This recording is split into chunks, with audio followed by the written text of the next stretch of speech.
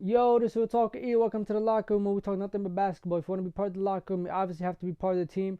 In order for you to be part of the team, you have to subscribe and share the video to not only be a part of the team in the locker room, but to also be a part of our daily basketball conversations so that you don't miss nights of basketball like this. Now, we had two games going on last night.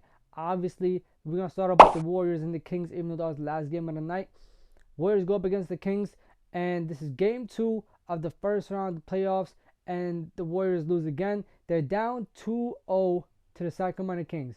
Now, everybody's been aware that the Warriors are a terrible team on the road this season, and they're way better at home. But the Kings team, I think, has the best road record in the West.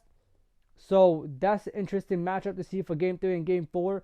And the way this game turned out was insane. I mean, to start off the first quarter, the Warriors are, scoring. They put up 23 points, and the Kings have 17 points. We get to the second quarter, and the Kings pretty much outscore the Warriors by 12 points. However, they allowed the Warriors to have 29, and it was 41-29 in the second quarter. The Kings missed their first 10 threes of the game, and you would expect them to lose after that. To miss 10 threes in the first, half, at least your first 10 threes of the game, you would expect them to lose. You expect them to put their head down. You expect them to trail by a lot, but that was not the case. First quarter, they only were behind by 6. Second quarter, they're up by 6. That's actually really crazy. I didn't even realize that until right now. But the half ends 58-52. Kings up. We go to the second half. It's the third quarter, and they pretty much played defense this quarter. Both teams held each other to 25 and 23 points respectively, and pretty much is an 8-point lead. At a certain point in the third quarter, the Kings did go up by 14 or 13 points, and the Warriors cut it down to 8 going to the fourth quarter. And before I even talk about what happened in the fourth quarter, the Warriors had 22 turnovers. They allowed 25 points off of the 22 turnovers. They only got 9 points off of the Sacramento Kings turnovers. So you could already see why they lost. It's 25 points to 9 points off of turnovers. 22 turnovers is a lot for any team, especially in the playoffs. In the playoffs, it's not about, how can we trick this team? How can we do this? How can we do that? Because they know all your tricks by now.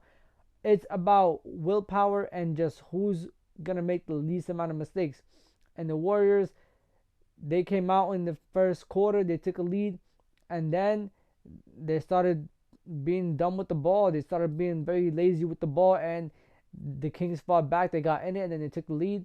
And like I said, 22 turnovers is insane. And then I believe Steph shot 3 for 13 from 3, which is insane. This is who everybody calls the best three-point shooter in history. And 3 for 13, obviously, players have bad nights and stuff like that, but 3 for 13 is crazy, especially in a game like this where you, in my opinion, had to win because going down 2-0 is crazy. And a couple more crazy stats for y'all. This is the first time Steph Curry has went down 2-0 in his playoff career. This is the first time the Warriors as a team have went down 2-0 in a series since 2007. And this is the first time the Sacramento Kings go up 2-0 in the series since 2004. I believe it was against Dallas, which the Kings ended up winning in 5. That is insane, bro. Just think about those stats. And then, now we get to the fourth quarter. And there's about 8 minutes left, 7 minutes left in the quarter. And Draymond Green decides that because he got his leg grabbed, it's okay to stomp a man in his chest. If you guys don't know, if you guys have not heard, Domantas Sabonis grabs Draymond Green's leg. Draymond Green stomps on his chest and gets ejected from the game. It was a flagrant 2, so basically he has 2 more points basically two more flagrants, and he's pretty much suspended for a game. Pretty much like how everything turned out to happen in like 2016 when he got his flagrant 4 points, and he got suspended for, I believe it was Game 5 against the Cavs in the finals, and yeah, we know what happened after that. But he got his first two of this season's playoffs. Hopefully he does not pick up another two, or else the Warriors are done. Honestly, I'm not gonna lie to you, bro. It's terrible. It's terrible to see. It's terrible to watch. Draymond Green's way better than that. I mean, bro, I look dumb now because when I was talking about his whole, going back and forth with Dylan Brooks and stuff like that, I sat here and said that Draymond Green doesn't do stuff like that no more. Like, he doesn't take cheap shots on players no more. He actually plays the game, and he might get up in people's face. He might get a couple of technicals, but he doesn't take cheap shots. And what does he do yesterday? Takes a cheap shot, stomps a man in his chest, does not step on him, does not kick him, does not, even try to land his foot somewhere else. Literally stomps on his chest, and then goes on his post-game interview and he's unapologetic. He has no sympathy, no empathy. He doesn't even try to explain it properly. He just blames the ref for not seeing him getting his leg grabbed, as if like he's the only player that ever got his leg grabbed in the NBA. And then he sits here and says, well, where do you expect me to land? Like, my leg only stretched so far. Like, what do you mean, bro? I don't know if y'all ever play sports or not. I don't know if you guys ever had y'all leg grabbed, like whether you was playing sports, or you have like siblings or whatever, and you like walking around the crib, or if you're going up the stairs and your friends trying to play around, grab your leg, whatever. Bro, there's so many ways you land, bro. And even if you land on somebody, you're not thinking to stomp on them, bro. Like, that's not your first thought, is not to stomp on somebody, especially in the chest. Like, let's be for real, bro. You are a grown man, bro. You've been in the league for how many years now, bro? Like, what, 13, 14, 15 years? And you telling me this is like your first time getting your leg grabbed and you this mad about it, don't know where to land it, so you land on the man's chest? Now, what would have happened if something happened to his heart? Or what would have happened if now he's gone for the whole series? Because I'm tired of that, bro. Let's not have, players injure each other on purpose when we're already going to have accidental injuries. Let's not take away more from the playoffs and from the season and from the fans when injuries are going to happen anyways. And on top of that, if Draymond doesn't have any other, like, further punishments for this, bro, I don't even know what to say anymore, bro. Because even if he wants to blame on the ref, what the hell does Sabonis have to do with it? He grabbed your leg, and if you was on the floor, you would grab his leg too. Let's not act like Draymond Green is not grabbing legs. He would do that too. And on top of that, if that's what you doing now, alright, then don't complain when you got Dylan Brooks elbowing you on the side of your head. Alright, don't be out here complaining. Because y'all going to have to face them next if y'all make it out of here, which I don't think y'all going to make it out the way y'all looking right now. Y'all better go home and win both of the games at home, because y'all going to need them. And if the Kings manage to steal one from y'all, it's over. Y'all not winning this series.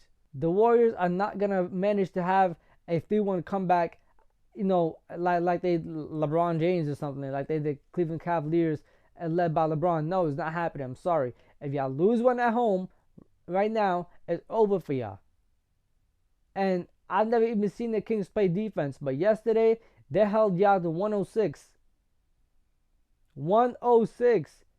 And they outscored y'all by 8 points. I don't think the Kings have done that the entire season.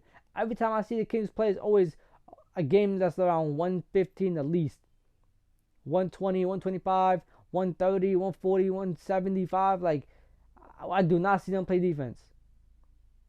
And yesterday they played defense against y'all. And if, like I said, they got the best road record in the West.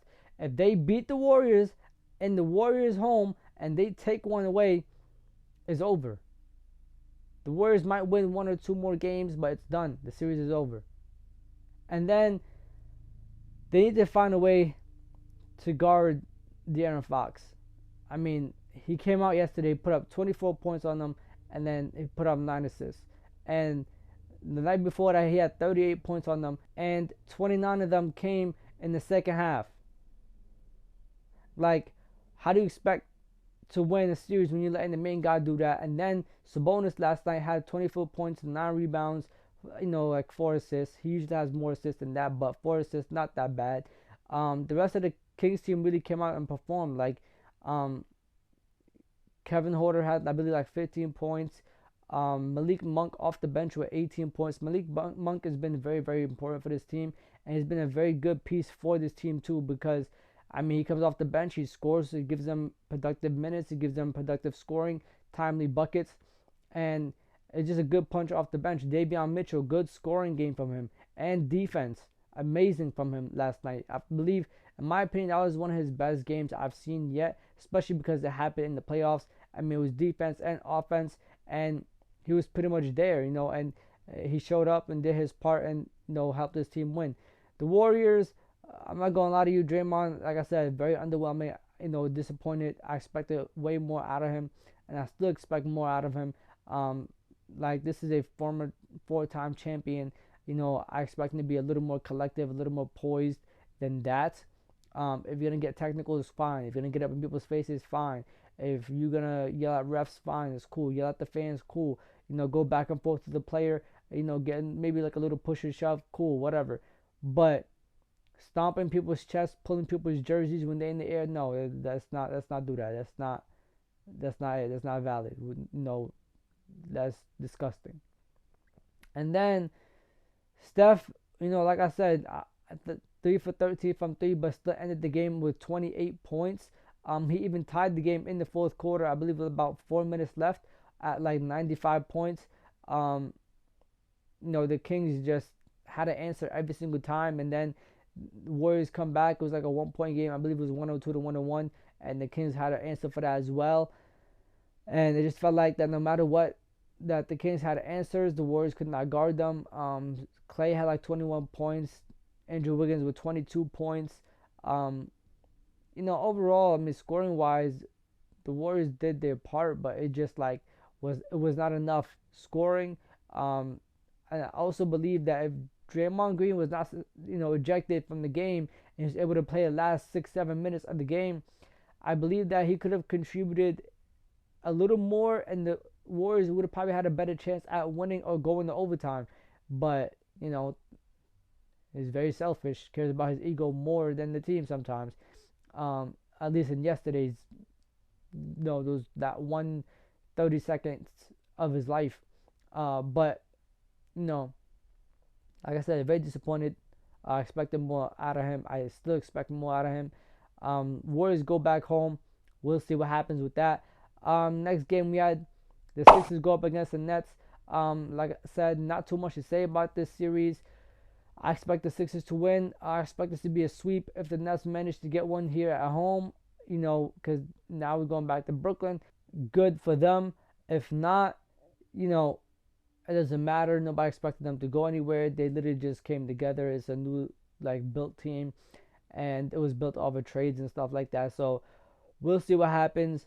I just want to give a couple of shout outs to the Sixers players, because Joel Embiid didn't have his best scoring game. He had 19 boards to go along with 20 points, but other than that, he didn't have his best scoring game. James Harden, I believe, had like 8 points, but it's the others. I mean, I said yesterday that Tobias Harris is due for 1 or 2 games where he's going to give you like 20 points this series. And yesterday he gave them 20 points. Exactly what I said. And I think he even had a double-double. I think he had like 12 boards. And Tyrese Maxey with 33 points. I mean, he carried the offensive load for this team. And he did what he was supposed to do. He did what he had to do. And the Sixers won the game. Shout out to them. I hope they're able to sweep this. And I hope that Embiid able to rest for a little bit before the next round, and we'll see what happens, man. I mean, like I said, not too much to say about this series. It's time for y'all. Let me know, chatting down below, like, comment, subscribe, and share. This is Real Talk with Ian. It's time to leave the locker room. I'm gonna catch y'all. Safety. Irving puts it up. It's good. Kyrie Irving from downtown. The officials have to review it, and the Lakers win the game. Banks it in. He banks in the 3 to win it. Good! That's why he's NBA All-Defensive Team. Adebayo, sky high with the block and rejection. This is for the win. Got it. Wow. At 7, working against Butler, got down.